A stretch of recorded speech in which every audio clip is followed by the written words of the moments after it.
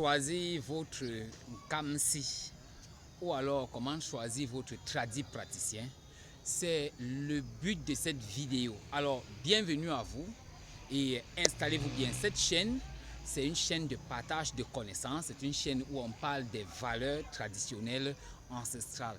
En gros, on parle de la spiritualité ici. Mais la spiritualité vue sous un œil, je peux dire, scientifique. C'est-à-dire, on n'est pas là pour demander aux gens d'être encore plus bêtes qu'ils ne le sont, quoi. C'est-à-dire ici, si on dit quelque chose, ça veut dire qu'on essaie d'expliquer ça de manière à ce que ce soit compréhensible. Alors, la chaîne ne va pas remplacer les initiations, mais on va quand même essayer d'apporter quelque chose aux gens de manière à ce que nous soyons moins égarés. Alors, comment choisir votre tradit praticien? Vous savez, dans notre société, tellement les gens ont besoin des services des tradis thérapeutes, des tradis praticiens, pour plusieurs choses. Nous avons vu dans une vidéo précédente les différentes fonctions ou alors les grands groupes des tradis praticiens. Maintenant, nous allons vous démontrer comment choisir votre tradit praticien. Et ça tombe bien. Vous voyez, derrière nous, c'est le mont Lonako. Nous sommes ici dans la ville de Nkonsamba. Vous savez, d'habitude, je fais des vidéos dans une autre ville où je réside, mais de temps en temps, je viens ici en Nkonsamba. Et ça tombe bien, quand je viens, je veux toujours faire une vidéo là en ayant le mont Lonako derrière moi. Vous savez, justement parce que c'est des grands lieux. Alors, cette montagne qui est derrière moi s'appelle le mont Lonako. Alors, je suis dans la ville de Nkonsamba. Mais je suis en train de vous parler d'une chose. Comment trouver son tradit praticien? Un bon tradit praticien qui ne va pas vous manger de l'argent inutilement. Et ça tombe bien que la montagne soit là, car justement, les montagnes regorgent de lieux, ce qu'on appelle les lieux sacrés. Et un bon tradit praticien, c'est un tradit praticien qui travaille pour un lieu sacré.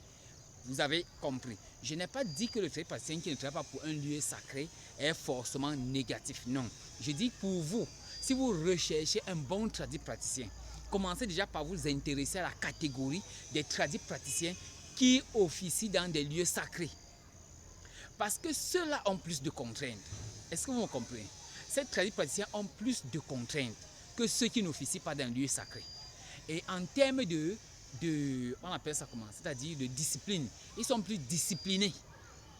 Parce que justement, eux, ils travaillent avec des forces naturelles élevées, supérieures. Le tradit praticien qui est dans le quartier ou bien le village simplement, qui ne va pas forcément au lieu sacré, il n'a pas trop de comptes à rendre comme celui qui travaille au lieu sacré. Celui qui est au lieu sacré a des comptes à rendre. Il travaille régulièrement avec des grandes forces. Parce que je vais vous dire, dans les lieux sacrés, qui sont sur des montagnes, sont justement, en fait, sur des montagnes ou bien dans d'autres endroits. Ça peut être même des cours d'eau, ça peut être des chutes, ça peut être des zones désertiques même. En tout cas, ça peut être la forêt.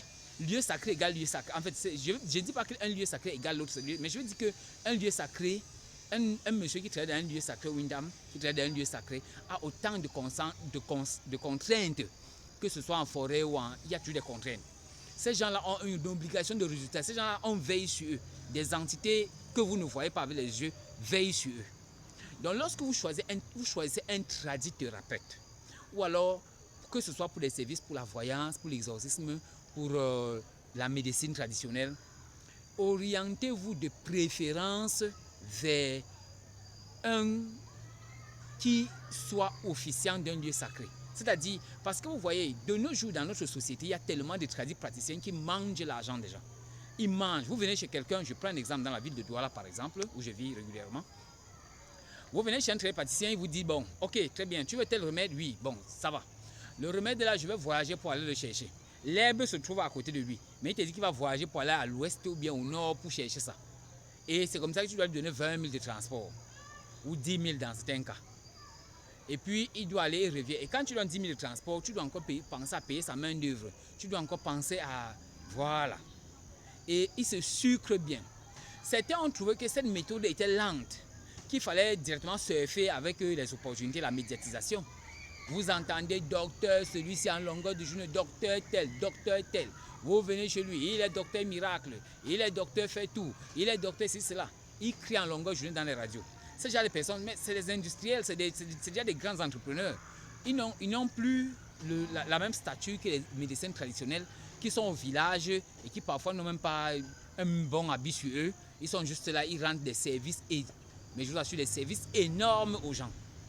Donc, ne vous fiez pas à la publicité à coup de bruit dans les radios et télévisions et consorts.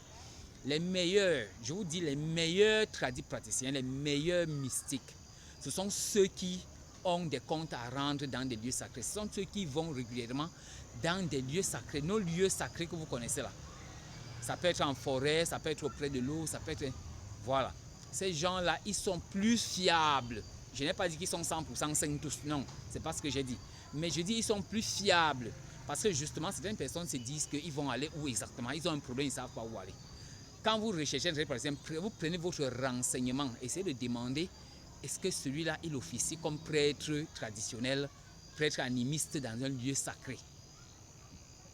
Est-ce qu'il officie? Est-ce qu'il a des responsabilités?